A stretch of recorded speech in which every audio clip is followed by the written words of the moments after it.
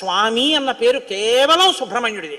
మనం వెంకటేశ్వర స్వామి అంటాం, మంచిదే, నేను తప్పని నేను అంటలేదు.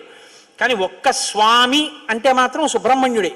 ఎక్కడెక్కడ సుబ్రహ్మణ్యుడి పేరు చెప్తామో, ఎక్కడెక్కడ తలుచుకుంటామో అక్కడక్కడ సంతానమునకు ఏ విధమైన ప్రమాదం రాదు. సుబ్రహ్మణ్యుడికి నమస్కారం చేస్తే కుజగ్రహ దోషం కూడా ఉపశమిస్తుంది. ఎక్కడెక్కడ షణ్ముఖుణ్ణి ఆరాధన చేస్తారో అక్కడ ఐశ్వర్యం పరిడవిల్లుతుంది.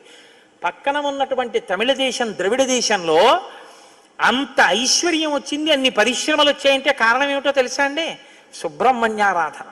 వాళ్ళు విపరీతమైన సుబ్రహ్మణ్యారాధన చేస్తారు. సుబ్రహ్మణ్య ఆరాధనం చేసినా, షణ్ముఖుడికి ప్రదక్షిణం చేసినా, ఆయనకి నమస్కారం చేసినా జ్ఞానము, ఐశ్వర్యము, సంతానమునకు క్షేమము, ఆయువు, ఆరోగ్యము అన్నీ కలుగుతాయి. అంత శక్తివంతమైనటువంటి సర్గ ఈ